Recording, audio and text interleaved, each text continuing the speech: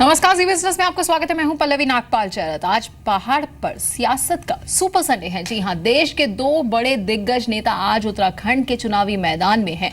PM Modi थोड़ी देर में पिथौरागढ़ में जनसभा को संबोधित करेंगे। इससे पहले प्रधानमंत्री नरेंद्र मोदी श्रीनगर में भी थे। वहीं सीतापुर में मायावती ने समाजवादी पार्टी पर जमकर हमला बोला। मायावती ने कहा कि मुलायम सिंह ने पुत्र मोह में भाई शिवपाल यादव के साथ धोखा किया है। वहीं यूपी के मुख्यमंत्री अखिलेश यादव आज संभल में थे। उन्होंने कहा कि बड़े दिल से कांग्रेस के साथ गठबंधन किया है। समाजवादी पार्टी और कांग्रेस और गठबंधन के 300 से ज्यादा सीटें जीतने का उन्होंने दावा भी किया।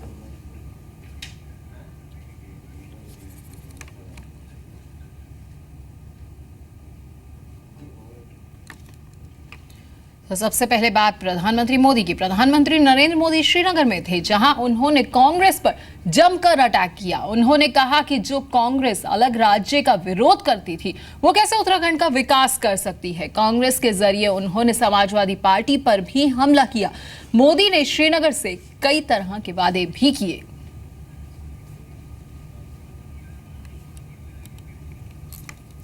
और अब से कुछ देर में पिथौरागढ़ में पीएम मोदी जनसभा को संबोधित करेंगे। और इससे पहले आपको बता दें कि श्रीनगर में भी उन्होंने जनसभा को संबोधित किया था, जहां पर उन्होंने कांग्रेस पर अटैक किया। साथ ही पीएम मोदी ने कहा कि विकास के लिए कांग्रेस सरकार को हटाना जरूरी। और इसके बाद उन्होंने ये भी कहा कि 11 मार्च के बाद कांग्रेस भूतपूर्व हो जाएगी। तो उत्तराखंड के श्रीनगर में प्रधानमंत्री की हुंकार सुनी।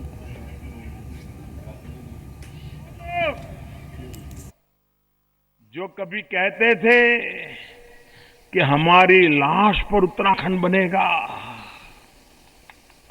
उनको उत्तराखंड से कोई प्यार हो सकता है क्या? हम मरेंगे लेकिन उत्तराखंड नहीं बनने देंगे, ये कांग्रेस के लोग कहते थे कि नहीं कहते थे? ये वर्तमान मुख्यमंत्री कहते थे कि नहीं कहते थे? अरे ऐसे मुख्यमंत्री उत्तराखंड की जनता में ये दम होना चाहिए। ये तो पिछले दरवाजे से घुस गए हैं, वरना उत्तराखंड की जनता उनको कभी भी बनने नहीं देती, कभी भी बनने नहीं देती। क्योंकि उन्होंने उत्तराखंड के बलिदानों पर, उत्तराखंड की जनता के गांव पर नमक छिड़कने का, एसिड छिड़कने का पाप किया था। ये तो यहां तक कह देते थे कि अलग डेवलपमेंट अथॉरिटी बना दी जाए, यूटी बना दिया जाए, लेकिन उत्तराखंड राज्य न बनाया जाए। बताइए, जब उत्तराखंड में आंदोलन चल रहा था अलग उत्तराखंड के लिए, नौजवान सड़कों पे आए थे, माताएं बहनें यातनाएं झेल रही थी। समाजवादी पार्टी की सरकार थी उत्तर प्रदेश में, यहां पर समाजवादी पार्टी के दरोगा बैठे हुए थे। ये रामपुर त्रिहा में क्या हुआ था भाई? हमारी माताओं बहनों पर बलात्कार हुआ था कि नहीं हुआ था? बलात्कार हुआ था कि नहीं हुआ था? अत्याचार हुए थे कि नहीं हुए थे? गोलियां चलाई गई थी नहीं चलाई गई थी? ये चलाने वाले कौन थे? समाजवादी पार्टी की सरकार थी जिसने वो जुल्म किया था। और ये कांग्रेस पार्टी देखिए आज उसी समाजवादियों की गोद में जाकर के बैठ गई है। भाइयों, यही समाजवादियों को गले लगा, समाजवादियों ने और कांग्रेस ने मिलकर के उत्तराखंड में भी पर्दे के पीछे समाजवादी और कांग्रेस मिलकर के आज आपके साथ खेल खेल रहे हैं। हर हिंदुस्तानी यहां आने के लिए लालायित रहता है। इस देवभूमि को किसी यात्री को बुलाने के लिए एडवर्टाइजमेंट करनी पड़े ऐसा नहीं है जी। मैं तो हैरान हूं, यहां ऐसी सरकार है, जब कपाट बंद हो जाते हैं केदारनाथ जी बद्रीनाथ जी के, तो उसकी टीवी पे एडवर्टाइजमेंट शुरू होती है कि बद्रीनाथ केदारनाथ के दर्शन के लिए आइए। बस समझा पा रहा हूं आपको। जब कपाट बंद हो जाते हैं, जाना आना बंद हो जाता है, ये टीवी पे एडवर्टाइजमेंट देते हैं। जब कपाट बंद हो जाते हैं तो उस एडवर्टाइजमेंट का क्या लाभ है? ये पैसे किसके हैं? क्यों खर्च करते हो भाई? जब कपाट खुले हो, दर्शन हो रहे हो, तब तो आप एडवर्टाइजमेंट दो देश भर के लोगों को, मैं समझ सकता हूं।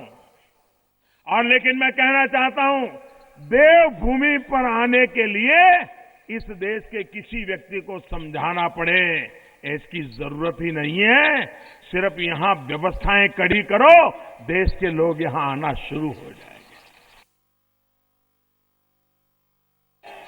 भाइयों बहनों, चारधाम बारमासी रास्ता, ऑल वेदर रोड, क्या आजादी के 70 साल के बाद ये नहीं हो सकता था क्या?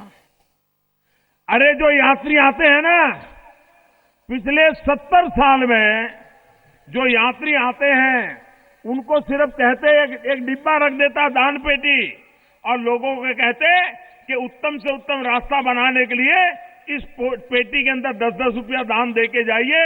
मैं समझता हूं देशवासियों ने इतना दान दिया होता कि आज वो रोड बन गए होते, लेकिन इनको सूझी नहीं। भाइयों बहनों, हमने 12,000 करोड़ रुपया, कितने? जरा सबके सब बोलो, कितने? कितने? 12,000 करोड़ रुपयों की लागत से 4 धाम के बारमासी रोड बनाने का फैसला किया है।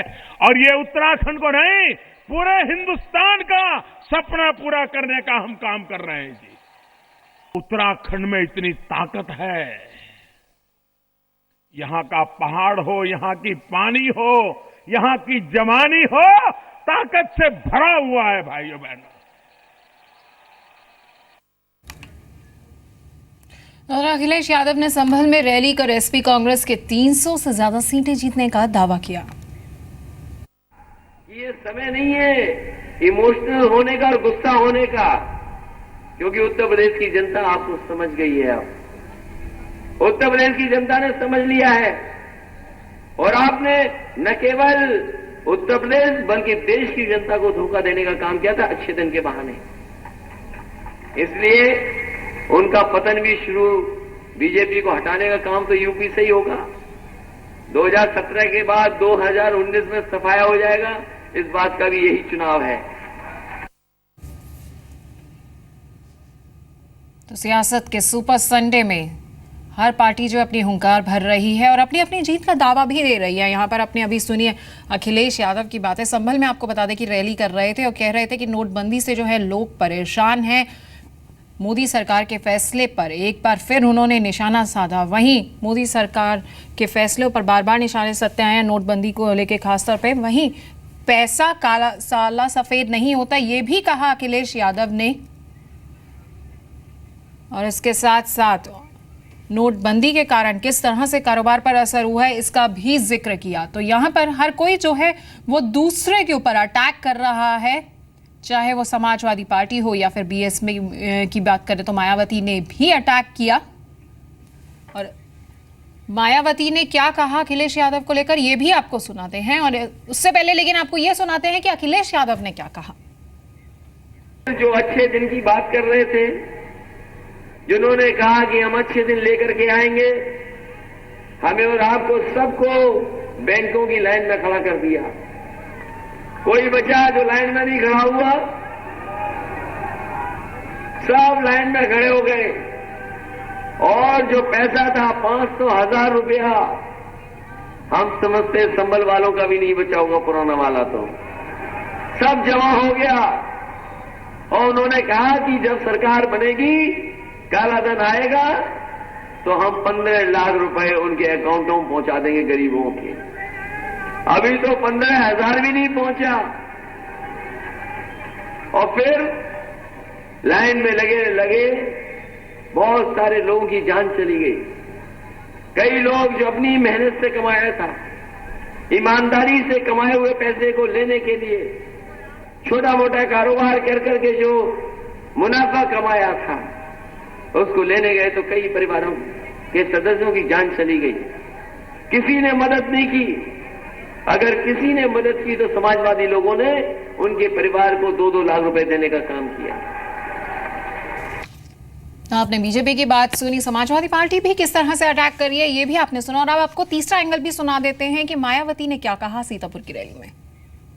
प्रदेश की वर्तमान सपा सरकार में यहाँ शुरू से ही अराजक, आपराधिक, सांप्रदायिक, भ्रष्ट व जंगल राज आदि ही व्याप्त रहा है, जिसकी खास वजह से ही यहाँ पूरे प्रदेश में चोरी, डकैती, लूटमार, फिरौती, हत्या, अपहरण, महिला उत्पीड़न, गुंडा टैक्स, सरेआम गुंडागर्दी, जमीनों पर जबरन अवैध कब्जे तथा सांप्रदायिक दंगे व तनाव आदि की घटनाएं काफी ज्यादा चरम सीमा पर ही होती रही हैं। सपा सरकार में यहाँ हर तरफ असुरक्षा व आतंक का माहौल ही हावी रहा है।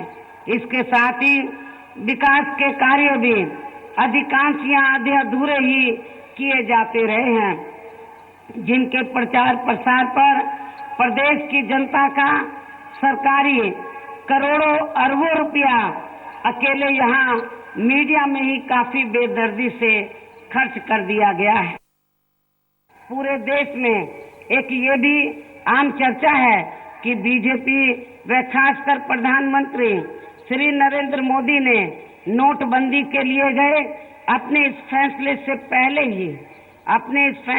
पहले ही 10 महीनों के अंदर अपनी पार्टी का व अपने वरिष्ठ नेताओं का तथा अपने चहेते बड़े बड़े पूंजीपतियों व धन्ना सेठों का भी काला धन पूरे तौर से ठिकाने लगवा दिया था, जिसके बारे में बीएसपी द्वारा खुली चेतावनी देने के बावजूद भी इन्होंने इसका मीडिया में अभी तक भी खुलासा नहीं किया है। तो इससे ये साफ जाहिर होता है कि दाल में थोड़ा नहीं बल्कि बहुत ज्यादा ही काला है।